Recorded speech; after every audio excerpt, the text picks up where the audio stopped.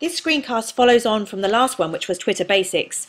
This isn't that advanced. This is just explaining 3 or 4 things which can sometimes be a bit confusing when you start using Twitter. The first one is that every time you ever mention somebody's name on Twitter, you will use their username, not their real name. So, for example, here you can see Stuart's real name is Stuart Bruce. His username is @StuartBruce. Other people, James Ball, for example, his username is @JamesRBUK. So you have to learn people's usernames, but it quickly becomes obvious.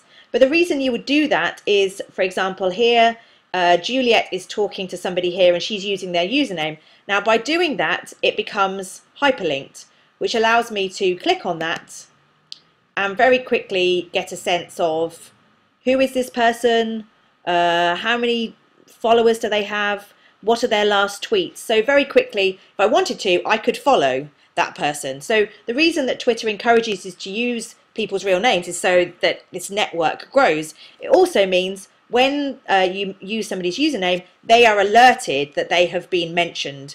If you use somebody's real name, it doesn't become hyperlinked and they don't know. So that's one of the critical aspects of Twitter, is always use people's username.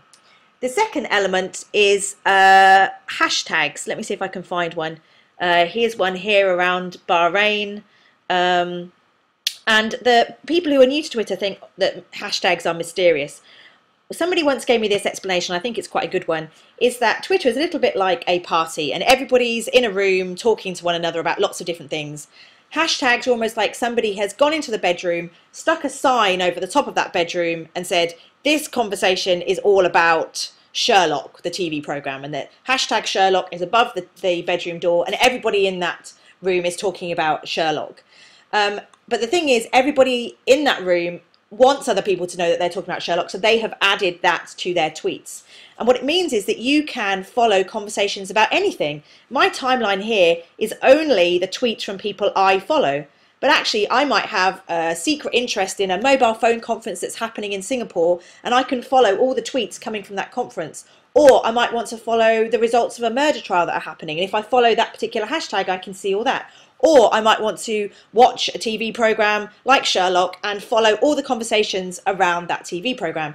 So it allows you to get into that community. It can be a bit confusing. The hashtag for Sherlock was hashtag Sherlock, but the hashtag for the Climate Change Summit in Durban was hashtag COP17. Well, that's not necessarily obvious, but if I'd been doing a search here for the words Durban climate change, I would have very quickly found people talking about it and seen, oh, hang on, they're all using the same hashtag. And so then it becomes clearer. Another thing I wanted to show you was, let me have a little look if I can find an example, a shortened website. Here's this one here. Now, by hovering over it, I can see the much longer version of that website. So don't be frightened to click on these links. They do look a bit odd, but that's really the best bit of Twitter. It's these links that people are sharing. But it can be odd at first because they don't look like proper websites. And finally, the last thing I wanted to show you is if people are having a conversation in Twitter, sometimes it can be a bit confusing. So here you see Pat having a conversation with somebody called Christina. Define better, Lulu is cheaper and good enough for me. I have absolutely no idea what they're talking about. But by clicking in reply to, I can see their conversation come up. So she's asking a question about which publishing company is better. That makes more sense than I was thinking. So everything you think about Twitter, if you just have a little look and think, well, what can I click? I promise you're not going to break anything. But the minute you start clicking on things, you'll realise that that's why these funny, odd-looking things are actually what makes Twitter great. It's what makes it interesting.